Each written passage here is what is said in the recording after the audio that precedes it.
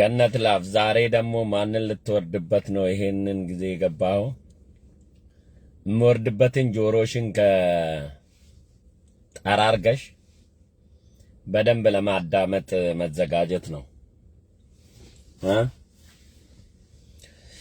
እንደምናችሁ እንደምን ከረማችሁ? እንዴት ሰነበታችሁ? እንዴት አላችሁ? አላችሁ አለን። አንድ ጊዜ አንድ ሐሳብ ሰጥቼ ነበርና ከዛ ሐሳብ ውስጥ የተጠቀምኩትን ቃል ልምረጥ እስኪ። የኢትዮጵያ ሕዝብ እንኳን ለሰው ለእግዚአብሔር አስቸጋሪ ነው።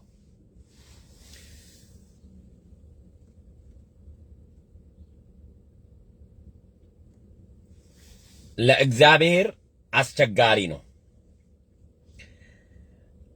ሁል ጊዜ የኛ ክርስቲያኖችም ሙስሊሞችም ስላሳለፉት ልመና ስለጠየቁት ጥያቄ መልስ ሲመለስላቸው ስላለፈው ማመስገን ትተው ንቀው ረስተው ስለሚቀጥለው ልመና ማመልከቻ ያስገባሉ እግዚአብሔር ጋር።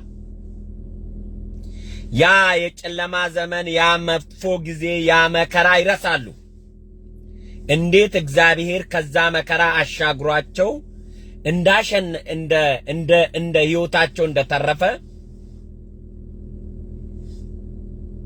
ታንኪው ጌታ ሆይ ስለ ትናንት ስላደረከኝ ስለ ነገው አላስቸግርም፣ ትናንት ባሰጠኝ ኖሮ ነገን መጠየቅ አልችልም ነበር ብሎ አያመሰግንም። ሙስሊሙም ክርስቲያኑም የኢትዮጵያ ሕዝብ አብዛኛው የተደረገልን ትልቅ ነገሮችን አናመሰግንም። ቀጣይ ማመልከቻ ነው እንጂ የምናዘጋጀው ስለተሰጠን ስጦታ ታንኪዩ ጌታ ሆይ አመሰግናለሁ። ክፉ ዘመን ነበረብኝ፣ መጥፎ ጊዜ ነበረብኝ፣ ታምሜ ነበር፣ ተቸግሬ ነበር፣ ተርቤ ነበር፣ አብልተኛል፣ አድነኛል፣ አኑረኛል፣ ተመስገን ጌታው ብሎ ቤተክርስቲያን የሚሄድ አማኝ የለም። ኢትዮጵያም በምንኛውም ሃይማኖት ሄዶ የሚንበረከከው የተደረገለትን ነገር ይረሳና ስለሚቀጥለው ማመልከቻ እባክህ ቤት ስጠኝ፣ እባክህ ከመጀመሪያ ዲግሪ ስለተመረቀ እሱን ሳመሰግን ዶክተሬት ልስራ አይምሮዬን ክፈትልኝ ይላል። የኛ ሕዝብ እንኳን ለሰው ለእግዚአብሔር የሚያስቸግር የጸሎት ልምድ ነው ያለው።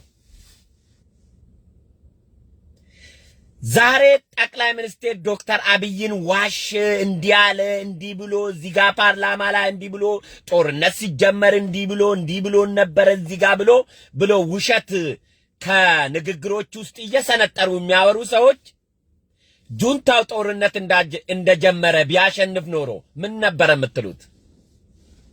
ምን ነበረ ንግግራችሁ የሚሆነው? ምን ነበረ የምትሉት?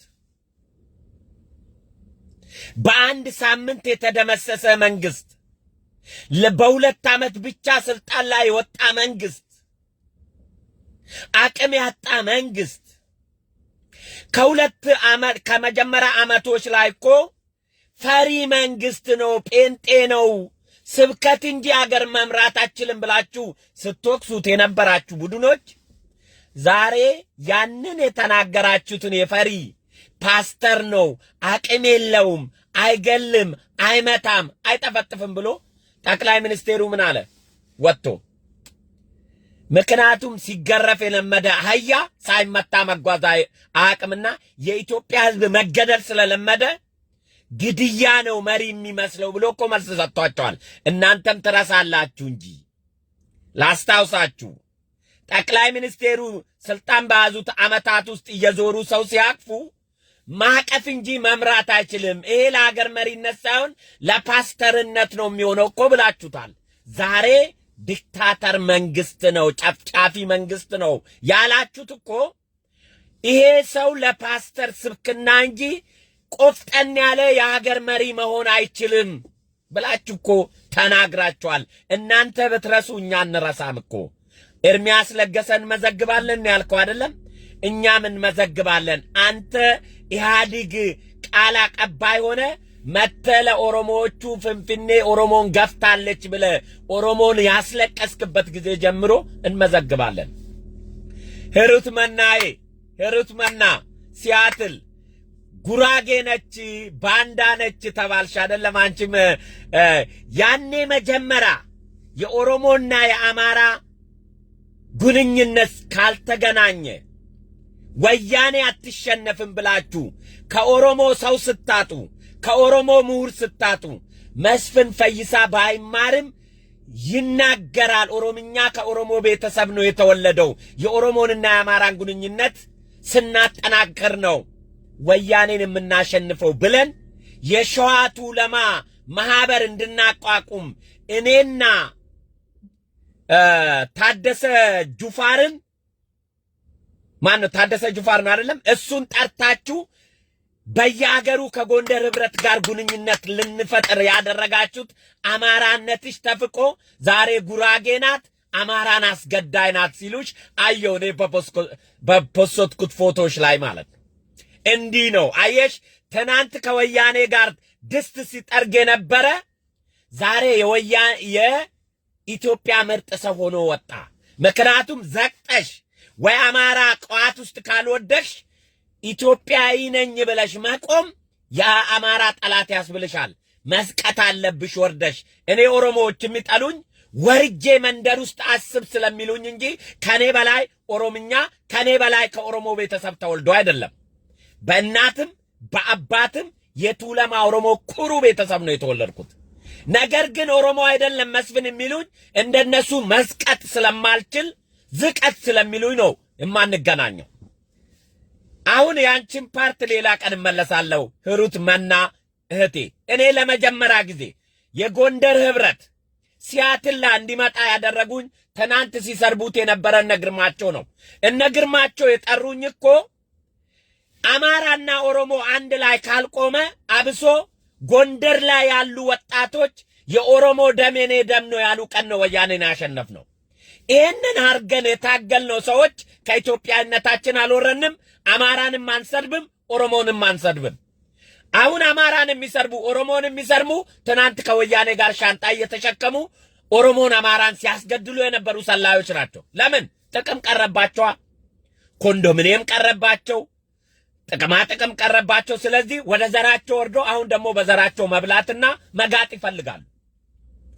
የሂሩትዬን ወደ ሌላ ቀን እመለስበታለሁ። አሁን ግን ጠቅላይ ሚኒስቴሩ ከሳሾች ላይ ልመለስ። ቅድም በመግቢያዬ ላይ ተናግሬያለሁ። የኛ የእምነት ተከታዮች ይረሳሉ። ታሞ ቆስለው ታከው እንደ ኢዮብ ሰውነታቸው ቆሳስሎ መግለው ድነው ስለ ዳኑት እግዚአብሔርን ለማመስገን ቸርች አይሄዱም። ስለ ቆሰሉት ስለ ታመሙት አልጋ ቁራኛ ላይ ሆነው ሽባ ሆነው ለምነው እባክህ ፈውሰኝ ጌታዬ ብሎ ጠበል ጠጥተው ምን ብለው መስቀል ዳብሰው የዳኑትን ይረሱና ስለሚለብሱ ስለሚበሉት ወይም ስለሚያጌጡት መኪና ስለሚያገኙት ሀብት ይጠይቃሉ። ቤተ ክርስቲያን ሄደው ስለ ዳኑት ስለ ቆሰሉት ስላሳለፉት መከራ የሚጠይቅ ክርስቲያን የለም። ክደት ይፈጽማሉ እግዚአብሔር ላይ እንኳን ሌላ ማመልከቻ እንጂ ለማስገባት ወደ እምነት ቤት የሚሄዱት ስላሳለፉት መከራ ስለሆነላቸው ምላሽ ጌታ ሆይ እኔ ቆስዬ ነበር፣ ጌታ ሆይ ተርቤ ነበር፣ ጌታ ሆይ ተጠምቼ ነበር፣ ጌታ ሆይ ጨለማ ውስጥ ነበር፣ ጌታ ሆይ ወደ ብርሃን ስላወጣኝ ምስጋና ላንተ ይሁን ለማለት ቤተ ክርስቲያን የሚሄድ ክርስቲያን የለም፣ ሙስሊም የለም። ስለምንድን ነው? ያን ረስቶት ሞተ አፋፍ ላይ ቆሞ ሳጥኑን ያዘጋጀ ሳጥንን ዝጋው አልጋህንም ተሸከም ሂድ ድናል ያለውን እግዚአብሔር ውለታና ምስጋና ማመስገን ትቶ ስለሚቀጥለው መኪና የሚገዛበትን ወይ ፎቅ የሚሰራበትን ገንዘብ ለመለመን ማመልከቻ ለማስገባት ወደ እግዚአብሔር ቤት ይሄዳል። አሁንም ይሄንኑ ላምጣላችሁ ወደ ጠቅላይ ሚኒስትር ዶክተር አብይ መሪነት ምን አይነት አሳፋሪ ሰዎች እንደሆናችሁ ልንገራችሁ። ጠቅላይ ሚኒስቴሩ የኢትዮጵያ ሕዝብ መገረፍ፣ መመታት፣ መገደል ባህል ይቀየር እስኪ መተቃቀፍ፣ መሳሳም ይቅርታ ይሁን ብሎ በየቦታ ሄዶ ከአረብ ሀገር ቀማልና ተዋንና እድፍ ያለበትን ስደተኛ እያቀፈ ሲመጣ ስታሾፉበት ነበረኮ። ይሄ መሪ ጠቅላይ ሚኒስቴር ሳይሆን ፓስተር ነው መሆን የሚችለው። ቆፍጣና መሪ ያስፈልጋታል ኢትዮጵያ ያላችሁ ሰዎች ዛሬ አብይ አህመድ ዲክታተር የሆነ ትላላችሁ። ማስታወሻችሁን ገልብጡና ወይም ቪዲዮአችሁን እድሜ ቴክኖሎጂ ሴፍ አድርጎ ያስቀምጣል። ምክንያቱም እሱ ምን አለ? የኢትዮጵያ ህዝብ መገረፍ ለምዶ የሚገርፍ መሪ ካላገኘ መሪ ስለማይመስለው ነው ያለው። ፓርላማ ላይ ወጥቶ የመለሰው መሪ ስለማይመስለው ነው። መገረፍ፣ መቆንጠጥ፣ መደብደብ ልምድ ያደረገ ህዝብ መታቀፍ ለሱ ፓስተር ያደርገዋል የኢትዮጵያ ህዝብ። ምክንያቱም ትናንት ያለፈበትን የተናገረውን ያለውን ይረሳል። አሁን ጠቅላይ ሚኒስቴሩ ይህን ጦርነት ጁንታውን ባይቀብረው ኖሮ ዱቄት ባያረጋቸው ኖሮ እንደታጠቁት አማራን ጨፍልቀው አዲስ አበባ ቢመለሱ ኖሮ ጠቅላይ ሚኒስቴሩ ዲክታተር ሆነ፣ የዘር ማጥፋት አደረገ፣ ኤርትራን መንግስት አስገበረ፣ ሉዓላዊ መንግስት አገር አስደፈረ የምትሉ ሰዎች ምን ነበር የምትሉት? ቢሸነፍ ኖሮ የምትሉት ልንገራችሁ። አቅም ያጣ ልፍስፍስ መንግስት ጁንታው ተመልሶ በ3 ሳምንት ኢትዮጵያ መንግስትን ደምስሶ ስልጣን ያዘ። አይ ኦሮሞ አገር መምራት አይችልም፣ ጀግንነት አይችልም። ጀግንነትና ሱሬ መታጠቅ እኛንን ያስተማርነው ያለው አበረ አዳሙ እንደዛ ነበር የሚለን።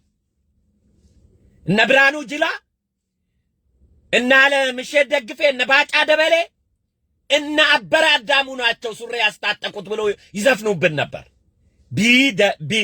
ጁንታው ደምስሶ ቢመጣ እኛ አገር ስላልመራን ነው ጁንታው ተመልሶ ይመጣ ይሉ ነበር።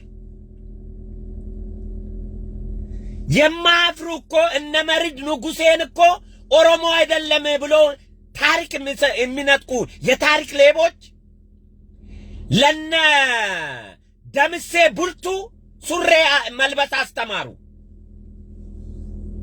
ለነ አቡነ ጴጥሮስ ሱሬ ማልበስ አስተማሩ። አሁን የኛውን የታሪክ ፓርቱን ልቶ ጠቅላይ ሚኒስቴሩ ዋሸም፣ ቀጠፈም፣ አታለለም፣ አጭበረበረም ተራራ የሚያክል ፓርቲ ደመሰሰ። ይሄ ነው ለኔ ውጤቴ። ፓስተር ነው፣ አቅም የለውም። እሱ መጽሐፍ ቅዱስ ይዞ መዞር አለበት። ቆፍጣና መሪ አይደለም። ኢትዮጵያን አረከሰ። እንዲህ ቆፍጠን ያለ መሪ ነው የሚያስፈልገን። ይሄ ሰው እያቀፈ ፓስተር የሆነ መሪ አያስፈልገንም ስትሉ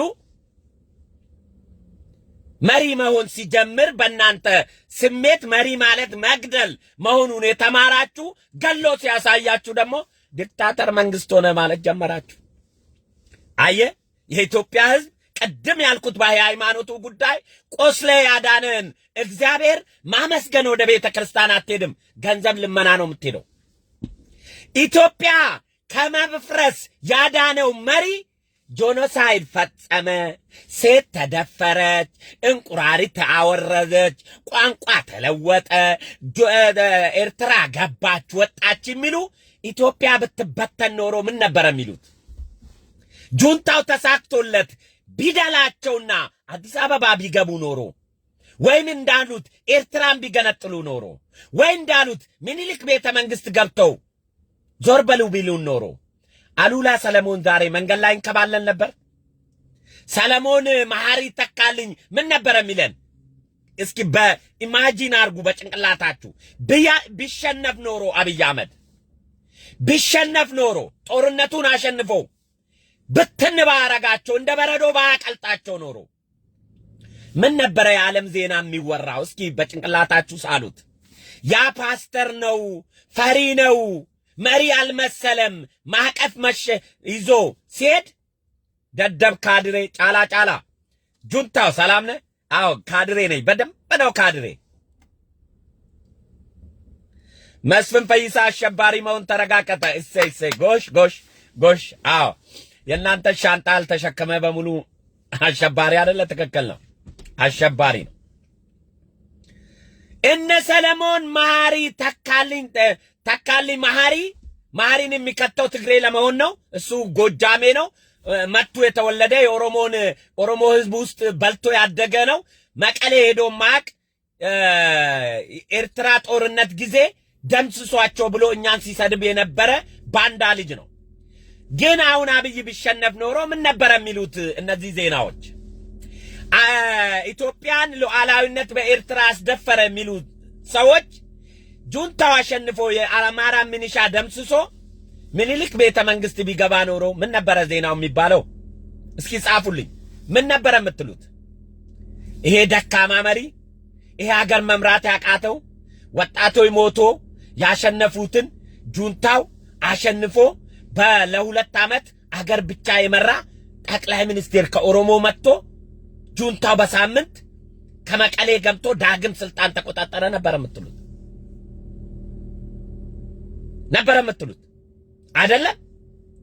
ያ ፓስተር ነው አቅም የለውም ስትሉት የነበረ መሪ እኮ ነው አብይ አህመድ አሊ። አልተቀየረም ሰውየው። በሚገባችሁ ቋንቋ ነገራችሁ እንጂ በማይገባችሁ ቋንቋ እሱ በሚገባው ቋንቋ አገር ሊመራ ማቀፍ ይሻላል፣ መግደል አይሻልም፣ መገዳደል በቃን፣ ጠላትነት መፈራረጅ በቃን፣ ህዝባችን መበታተን በቃን ሲል ምን አላችሁት? ፈሪ ፓስተር የሆነ ፈሪ ወንጌል ይስበክ እንጂ አገር መምራት አይችልም አይችልም አይችልም። የአማራ ልዩ ኃይል ብቻ ነው አገር የመራው። የአማራ ልዩ ኃይል እንድንሳደብ የምትፈልጉ ሰዎች አላችሁ፣ ግን እኛ እናረገውም። አማራ ልዩ ኃይልም መከላከያም ይሁን ዋና አዛዡ ጠቅላይ ሚኒስቴሩ አብይ አህመድ ነው። አገሪቷን የሚመራ ጠቅላይ ሚኒስቴር እየሰደብክ የአማራ ልዩ ኃይል ነው ያሸነፈው ስትለኝ ከቅዠት የሚመነጭ ከኦሮሞ ጥላቻህ የሚነሳ ማንነት እንደሆነ ለኔ ይገባኛል። ካሁን በኋላ እንደ ራበህ ይቀራታል፣ እንደ ጠማህ ይቀራታል እንጂ ባንተ በፈለከው አይነት ኢትዮጵያ አትመራም። አለቀ። እሱ 4 ነጥብ። ጁንታውም አንተም ህልም ነው ከዚህ በኋላ ገባ። የኢትዮጵያ ሀገር ግንባታ ማንነትና መሰረት ሱሬ ያስታጠቀና ሱሬ የለመደ እኔ ልንገራችሁ፣ ለአበረ አዳሙ አንድ መልስ ልስጠው። አማራ ላይ አይመለከትም። እኔ ከሸዋ ተነስቶ ወደ ጎጃም የሚሄድ ኦሮሞ ከአሜሪካ እንደመጣ ነበር የሚታወቀው። እኔ ማቀው ለአበረ አዳሙ አይነት ለኢትዮጵያ ህዝብ ያለው ንቀት አማራ ማለት ሱሬ ለኢትዮጵያ ህዝብ ያስታጠቀ ነው የሚል ታዬ ደንዳ አንድ ነገር ሲጻፍ ሚዲያ ትቃጠላለች። ለኢትዮጵያ ህዝብ ግን አማራ ነው ሱሬ ማስታጠቅ ያስተማረው የሚል የዘፈጠ ባለስልጣን ግን ጀግና ነው ተብሎ ይሞገስብኛል። ህዝብን መናቅ፣ ህዝብን ወደ በታች ማድረግ። ማንንም ሱሬ ማጥለቅ አላስተማረም። ማንም ጀግንነትን አላስተማረም። የጋራ ጀግንነት ነው። የጋራ አገር ካለን በዛ አይነት አስተሳሰብ እንጂ የሚገነባው እኔ የሰማይ ስባሪ ላይ ለኢትዮጵያ ብሎ መፈቆር ኢትዮጵያን ለማፍረስ ከሚፈልጉ ቡድኖች የሚመነጭ እንጂ ማንንም ንቆ ኢትዮጵያን ማትረፍ አይቻልም። ያ ጉራ ብቻ ነው የሚሆነው። ያ ቀረርቶ በመሲንቆ ውረድ እንውረድ ተባባሉና ብሎ ጀግናን ያስገደሉ የአዝማሪ ነገር ነው የሚሆነው። ልንገራችሁ፣ ንገረን በሚገባን ቋንቋ ንገረን ካላችሁ በሚቀባችሁ ቋንቋ ልንገራችሁ። ለነ አበረ አዳሙ አይነት አፋፍ ላይ ቆሞ መሲንቆ ይዞ ውረድ እንውረድ ተባባሉና አስደበደቡት አፋፍ ቆሙና የሚለው አዝማሪ ነው። ይሄንን የሚለው አዝማሪው አይሞትም። ጀግና ከሞተ በኋላ በመሲንቆ ይፎክራል ከኔ ነው ጀግንነት የተፈጠረው ብሎ። ምክንያቱም ጀግናው ነው የሞተው ሞቷል፣ ቆሞ ለራሱ ስለማይመሰክር። የእንደዚህ አይነት ብልግና አስተሳሰብ ማንን ዝቅ አድርጎ ማንንም ማኮፈስ የሚሄድ አስተሳሰብ የጠነባ ዘረኝነት ነው። የሪፐብሊካን ጋርድ አዛዦች፣ የአየር ወለድ አዛዦች የማይወጣውን ተራራ ወጥቶ ጉድ የሰሩት እኮ እነዛ እኮ አልፈከሩም እኮ ሱሪ አስታጥቀናል ወይም ሱሪ አስወልቀናል ብሎ ሚዲያ ላይ ወጥቶ አላወሩም። ምክንያቱም እነ ንጉስ መርድ ልንገራችሁ ላሳያችሁ ንጉስ መርድ ይሄን አማራ ነው ብላችሁ ወሰዳችሁትን ጀግኖች ላሳያችሁ። ምክንያቱም ለእንደናንተ ለእንደነ አበራዳሙና ለነ ዘመድኩን በቀለና ለነ ሀብታሙ አያሌ እንደ ታሪክ ማስረጃ ስናሳያችሁ ያኔ ነው የምታምኑት። ቆይ ላሳያችሁ።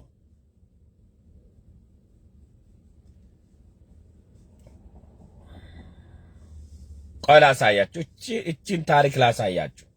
ምክንያቱም ሱሪ መታጠቅ ማን እንዳስተማራችሁ ላሳያችሁ። ጦርነት ማን እንደሚፈጥር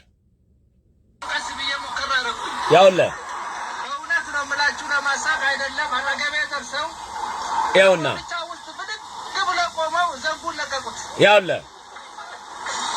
ያ ዘንግ በቀጥታ መጥቶ እዚህ ጎኔ ላይ ነው ያረፈው። ይሄ ነው ሱሪ ለኢትዮጵያ ጀግንነት ያስተማረ። ሱሪ ማጥለቅ ጀግንነት ከሆነ ለምን እንደዚህ እንዳደረጉ እንዲሁ እያቀምኩ ነበር የኖርኩት። አየው ጀነራል መርድ ንጉሴ ይባላል። ሲከበር እዚህ ያሉ ጓደኞቼና ወንድሞቼ ያውቃሉ። በፈረንጅ ቃል ዱዋ ዛይዱ የሚባል ነገር ሰማው። ቆይ የውትድርና ልብሱን ላሳያችሁ። ቆይ እዩት። ጀነራል መርድ ንጉሴ ማለት እዚህ ጋር ካሉት የኢትዮጵያ የደርግ ባለስልጣኖች 70% የኦሮሞ ልጆች ናቸው። ሱሪ ማጥለቅና አለባበስ እንዴት እንዳስተማራችሁ ያቸው ሲለብሱ ያቸው እነ ጀነራል ደምሴ ቡልቱን ያቸው። በመሲንቆ አይደለም ለአበራዳሙ ነው ይሄን መልስ የምሰጠው። ሱሪ መልበስ ማለት እንዴት እንደሚለብሱ ላሳያችሁ። ይሄ መናናቅ ነው አገርን የሚያፈርሰው። ይሄ መጣጣል ነው አገርን የሚያፈርሰው። በርካታ ችግሮችም አሉ። እነዚህን ሁሉ አብርሃም የመከላከያ ጋዜጠኛ ሻለቃ አብርሃም አመሰግናለሁ። አየ ጀግና ልብስ አለባበስ አንተ የምትለብሰው ሚሊቴሪ ልብስና የሚለብሱት የኢትዮጵያ ቁርጥ ቀኖች አለባበስ ሚሊቴሪን ያስተማሩ ያቸው የሰዎችን ልብ ወስዶ አሳምኖ ያቸው ዋናው ተመራጭ ሐሳብ ነው። ቆይምጣለ ነገሮችን አገላብጠው በማየት ምክንያቱም ያለፈን ስለምትረሱ እንድታስታውሱ ነው የምፈልገው። መግባባት ከተቻለ ደግሞ የተፈለገውን ሁሉ ማከናወን ይቻላል። ጀማል አማራን እረዱ ማለት ነው። እኔ አላልኩም። አንተ ጁንታ ነህ። አሁን ጀማል ይሱን ጁንታ ነህ። እኔ አማራ ይታረድ አላልኩም። አበረ አዳሙ ለተናገረው ንግግር መልስ መስጠት ሱሪ ለኢትዮጵያ ሕዝብ መልበስ አስተማረው ብሎ የኢትዮጵያን ሕዝብ መሳደብ ነውርነት ነው። ሌላው ስለ ወላጆቻችን ጋሽ ጌታቸው ብዙ ተናግሯል። ቆይ አንድ ነገር መናገር አየው ጀግና አማራ ነው እንዳትሉት፣ አማራ ነው እንዳትሉት። ምክንያቱም ጀግና እየወሰዳችሁ አማራ ለምትሉ የአማራ ዘረኞች ማለት ነው። አየ ጀግና የቱ ለማኦሮሞ ነው። ቆይ አለባበስ ምን እንደሆነ ላስተምራችሁ። አየ ልብስ አለባበስ እንዴት እንደሚያምር። ምክንያቱም እነዚህን ጀግኖች ኦሮሞ ጀግኖች ስለካዷቸው ነው። ምን ብለው ለኢትዮጵያ ስለሞቱ ዘር ውስጥ ከዘመን ጋር ስላልወደቁ ኢትዮጵያዊ የሆነ በሙሉ አማራ ስለሚመስላቸው ነው። እኔንም አማራ ይሉኝ የለ።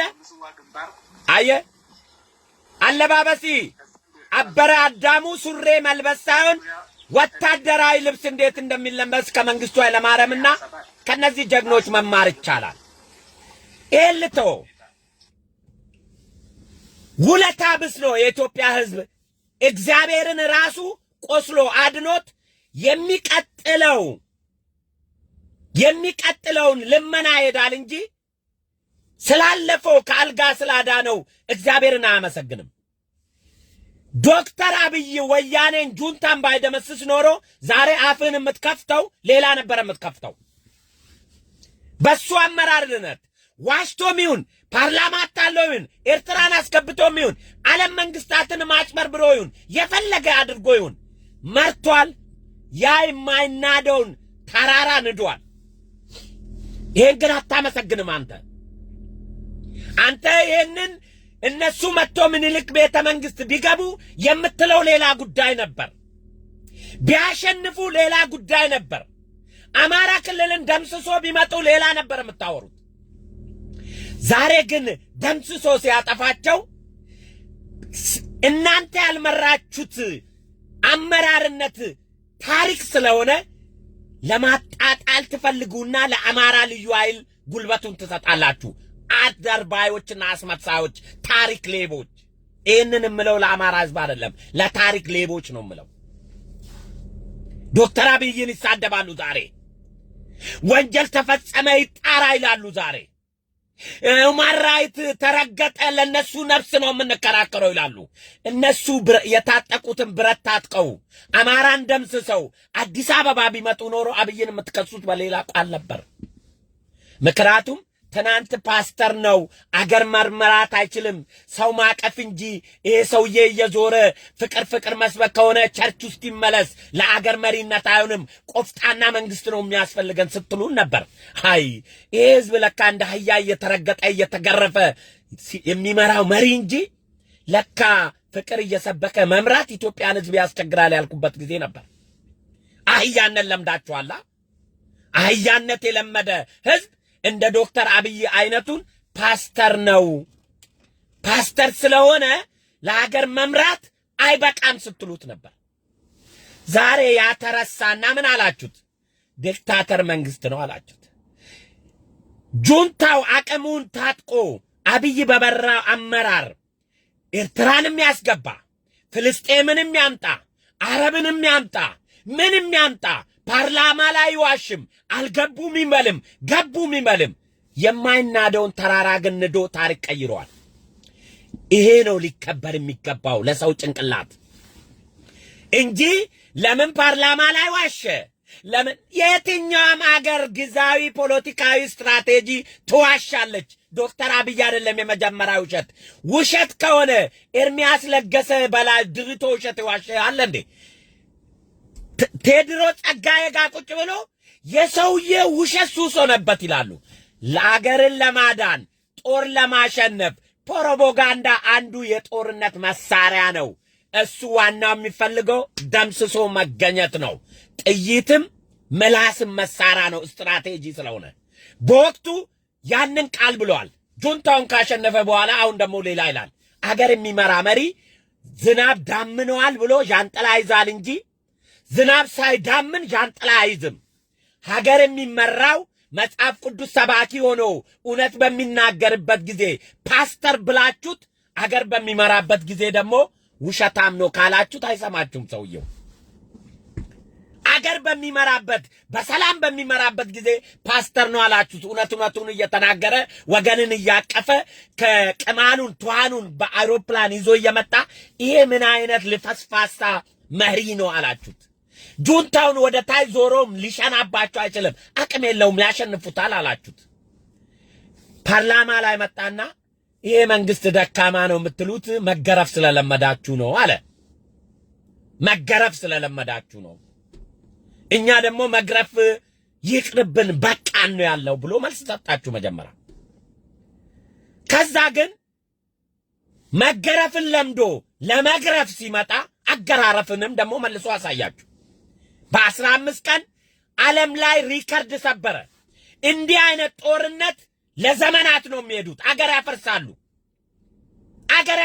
አገር ብትንትን ትላለች። እንዲህ አይነት ጦርነት ወያኔ ማለት አንድ አገር የምትታጠቀውን ጦር ይዛ አንድ አገር የሚይዘውን ገንዘብና አቅም ይዛ ዲፕሎማሲ ይዛ ነው ጦርነት የከፈተችው። ይሄን ግን በ15 ቀን ታሪክ አረገ። ዱቄት በተናቸው። ዱቄት ከጆንያ ውስጥ ካወጣ ኪሎ ጆንያ ውስጥ ከተቋጠረ ከባድ ነው፣ ኪሎ ይመዝናል። ከጆንያ ውስጥ አውጥተ አየር ላይ ከበተንኮ ዱቄት ነው፣ በቃ አቅም የለውም። አሁን ህወሓት ከመዳበሪያ ውስጥ የተበተነ ዱቄት ሆኗል። ዋጋ የለውም። አይቦካ አይጋገር። አቀለጣቸው ማለት ነው በመብረቅ አይምታት። ይሄንን ማድነቅ ትተህ ትናንት ፓስተር ነው አገር መምራት አይችልም ይሄ ሰው ማቀፍና መሳም ነው የለመደው ወደ ቸርች ይመለስ ያላችሁ ሰውዬ ዛሬ ደግሞ ጁንታውን ከቀበረ በኋላ ሌላ መዘዝ መንዘዛችሁና ኢትዮጵያዊ ነን የምትሉ ኢትዮጵያኖች ለምን ኤርትራን አስገባ? ለምን ፓርላማ ላይ ዋሸ? ለምን ለዓለም አቀፉ እንዲህ አለ? አሜሪካ 110 ጊዜ ዓለምን ትዋሻለች በቀን 110 ጊዜ። በድሮን ትሄድና የሰው ሀገር ቀጥቅጣ ካበቃይ በኋላ ዝም ትላለች። በሚያስፈልጋት ጊዜ ድሉን ካጠናቀቀች በኋላ ደግሞ እንዲህ ያለ ቦታ እኔ ቅጣት ወስጃለሁ ትላለች። አብይ አህመድም ወታደራዊ ስትራቴጂ ፕሮፓጋንዳ በደንብ ነው የሚጠቀመው። መቼ ምን ማለት እንዳለበት መቼ መቀየር። ይሄንን ያደረገው የሚዋሸው እኮ ኢትዮጵያ እንዳትፈርስ እንጂ ኢትዮጵያን ለማዳን እንጂ ኢትዮጵያ እንድትሸነፍ አላረገም። የሱ ውሸት ዋሽቶን ኢትዮጵያን ጁንታ ቢያሸንፈን ኖሮ ፓርላማ ላይ ዋሽቶ እንድንሸነፍ አደረገን፣ እንዳንዘጋጅ አደረገን ትሉ ነበር። ይሄን ነበር የምትሉት። ዋሽቶን እንዳንዘጋጅ ፓርላማ ላይ ዋሸንና ኢትዮጵያ እንድትሸነፍ አደረገ ትሉ ነበር። ነገር ግን እሱ ፓርላማ ላይ ኢትዮጵያን የሚያድን ውሸት እንጂ ኢትዮጵያን የሚያጠፋ ስራ አልዋሸም። ይሄ በፖለቲካ ሂደት ውስጥ መጽሐፍ ቅዱስ ተሸክሞ በመጽሐፍ ቅዱስ ልምድ ሊመራችሁ ሲፈልግ ፓስተር ነው ብላችሁ እኮ ሰደባችሁት። ዋሽ፣ ግደል፣ ጨፍጭፍ፣ ቆፍጠን በላላችሁት እኮ እናንተ አይደላችሁ የመከራችሁት። ምን ነው ቃላችሁን ትረሳላችሁ? እኛም መስታወሻ ይዘናላ። ይሄ ህዝብ ለካ እንደ አህያ መገረፍ የለመደ ለካ መገረፍ ያምረዋል። ፓስተር ሆኖ አገር መምራት በፍቅር አገር መምራት ለካ ኢትዮጵያ ህዝብ የማይወድ ህዝብ ነው ብዬ እኮ በወቅቱ ቪዲዮ ሰርቻለሁ። ቀደም የነሳውላችሁ መልእክት ነው። እንደ ኢዮብ ሰውነት ቆሳስሎ እግዚአብሔርን ለዓመታት ስለምንኖርህ እግዚአብሔር ቁስልን ፈውሶ ካዳነ በኋላ ስለ ዳንኮ ምስጋና ማመስገን ትተህ ስለምትኖርበት ገንዘብ ለመለመን እግዚአብሔር ደጅ የምትሄድ ኢትዮጵያ ህዝብ አብይን ታመሰግነዋለህ። ስላዳነው ስላተረፈን ነገር ኢትዮጵያን ከመበታተን ስላተረፈን ነገር ታመሰግነዋለህ ብዬ አላስብም። ምክንያቱም እግዚአብሔር ከቁስል አድኖ አንተ ስላዳንኮ ስላዳነ ምስጋና ሳይሆን ቤተክርስቲያን የምትሄደው ገንዘብ ልመና ሌላ ማመልከቻ መውሰድ ስለምትሄድ አብይ ቢሸነፍ ኖሮ ምን እንደምትሉ ይገባኝ ነበር። ኢትዮጵያ ብትበታተን ኖሮ ይኸው ኢትዮጵያን በተኑ ኦሮሞ ትሉ ነበር። ነገር ግን ያንን በአፍሪካ ውስጥ የማይነካ ስመገናና የሆነውን ፓርቲ ዱቄት ያደረገ መሪ ዛሬ አቃቅራ አውጥተ ሴቶች ተደፈሩ፣ ኤርትራ መንግስት ገባች፣ እከሌ ምናምን ድሮር መጣ፣ ፓርላማ ላይ ዋሸን። ደግ አረገ እንኳን ዋሸን። እኛ ተርፈናል ከመጥፋት፣ እኛ ከመበታተን ተርፈናል ወዳጄ። ምክንያቱም አበሻ ልምዱ ነው። ከሞት ድኖ ለምን ዳንኩ ብሎ የሚቆጣ ህዝብ ነው። ሞት እንድኖ ከሞት ለምን ዳንኩ ብሎ የሚፎክር እኮ ነው። ከሞት አፋፍ ተመልሶ እንዴት ዳንኩኝ ብሎ ይፎክራል። አራድኑኝ ብሎ ካዳንኮ በኋላ እሱ በራሱ ጉልበት እንደዳነ ይፎክራል። የአበሻ ባህሪ ነው ይሄ። ቀረርቶ የተለመደ የውሸት ቱሪናፋ ውለታ ለእግዚአብሔር ማታስገቡ እንኳን ለሰው ልጅ ታስገባላችሁ ብዬ አላስብም። ሰዎቹ እንደታጠቁት ቢሳካላቸው ኖሮ የአብይ ከሳሾች የምትከሱት ለምን ከዓለም አቀፉ ማህበረሰብ እርዳታ አልጠየቀም?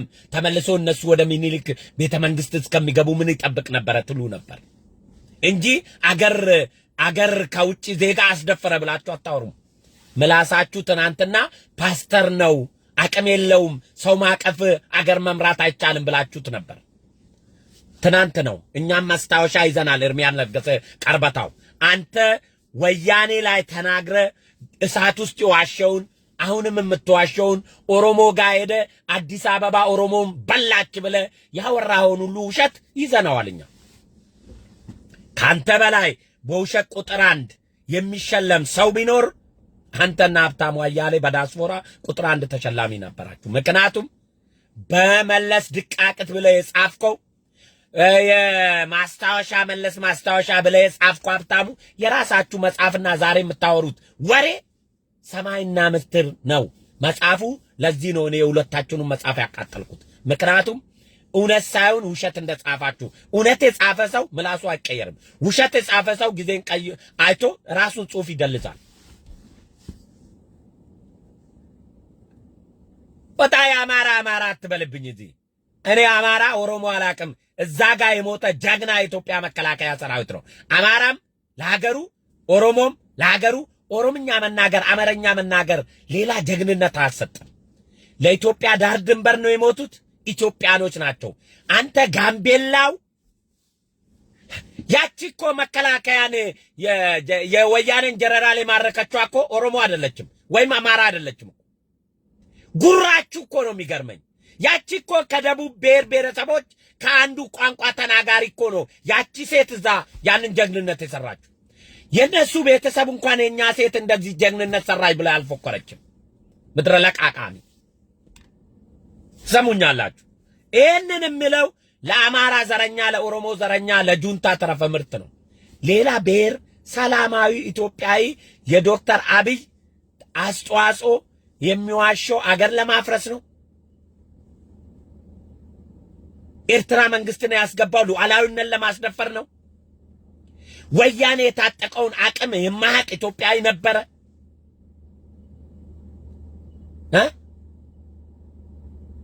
እነ እስራኤል እኮ መሳሪያ ሰጥተውናል። አገራችንን ሉዓላዊነት አስደፈርን። ከውጭ ዜጋ ጋር ነው የተዋጋ ነው። እነ እስራኤል እኮ የስልጠና የወታደራዊ ትጥቅም እኮ በጦርነቱ አግዘውናል። እና ሉዓላዊነታችን ነው የደፈሩት እስራኤሎች። በአካል ገብቶ ማገዝና መሳሪያ ማገዝ ምንድን ነው ልዩነቱ? አረቦች እኮ ድሮን ሰጥተውናል። ተወንጫፊ መሳሪያዎች ሰጥተውናል። ምክንያቱም ጠቅላላ እነሱ እጅ ስለነበረ። ሚግ እኮ አውሰውናል። ተዋጊ ጄቶችን አውሰውናል። ሄሊኮፕተሮች ሰጥተውናል። አገራችን ነው የደፈሩት። አገራችን ነው የደፈሩት። አገራችንን ነው ያዳኑት። ከመጥፋት ከዳን በኋላ አቃቅር እየመዘዙ ጠቅላይ ሚኒስቴሩን መክሰስ ጁንታ ካልሆንክ በስተቀር የተደቀነብንን አደጋ ያተረፈን ጠቅላይ ሚኒስቴር ወርቅ ሽልማት ብቻ ነው የሚያስፈልገው። ወርቅ ሽልማት።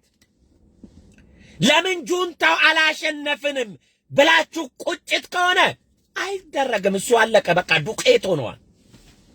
አሁን ተረት ብታወራ ሰብአዊ መብት ተጣሰ ብትል ቂጤ ተደፈረ ብትል ጭንቅላቴ ተበረቀሰ ብትል አለቀ በቃ። ኢትዮጵያ ከመበተን ድናለች። ለምን አልተበተነችም ብላችሁ ለምታለቅሱ አይሳካም፣ አትበተንም። አለቀ። አቃቅር ስታወጣ ብትል ትንተና ብትተነትን ከመበታተን አድኖናል ጠቅላይ ሚኒስቴር። ወርቅ ሽልማት ነው የሚያስፈልገው። ኦሮሞ ስለሆነ ከጠላችሁት አይቀርም ኢትዮጵያን የመዙ እነ ንጉሥ መሪድ ቅድም አሳይቷቸዋል።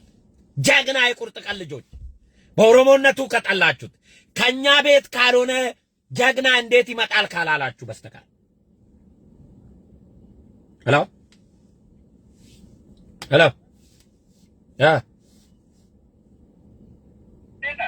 አሎ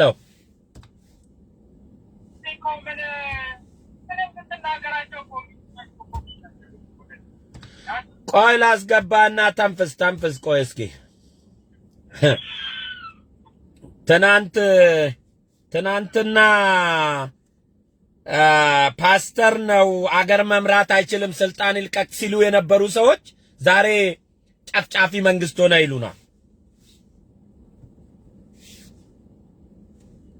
ሄሎ አይሰማም? ሄሎ አይሰማም? ያንተ ይሰማኛል፣ የኔ ይሰማል። እስኪ ቀጥል። እኔ አንዳንድ ጊዜ ይቅርታ አድርግልኝና እኔ በማት ጀነራላይዝ አድርጌ መናገር አልፈልግም። ግን አንዳንድ ጊዜ እዚህ አሜሪካ የምንመጣ ሰዎች በእውነት ምን አይነት የሆነ ሎው አይኪው ዝም ብለን ተመርጠን እንዴት የሰው ልጅ እንደው ይሄን ያህል ህፃን ካልሆነ በስተቀር ይሄንን እንዴት መረዳት ያቀርባል? አሁን ዶክተር አብይ ያለፈበትን ሁኔታ ኢትዮጵያ በፊት የነበረችበት ሁኔታ እኮ ገብቷል። ህወሓት ኢትዮጵያን በብሔር ከፋፍሎ በክልል ከፋፍሎ ሊያጠፋን እኮ የፈለገ ፓርቲ አክስመው አንድ የሆነ ፓርቲ መስርተዋል። እኔ ኢትዮጵያን መውደድ እዚህ ላይ ምን እንደሆነ አይገባኝም። እኔ ምን አይነት ፍጥረቶች ብቻ እንደሆነ ነው በእውነት ነው የምልህ። እኔ ዛሬ እኮ ህፃን ልጅ የ10 ዓመት ህፃን ልጅ መረዳት የሚችለውን ነገር ሰዎች ምንም ነገር በቃ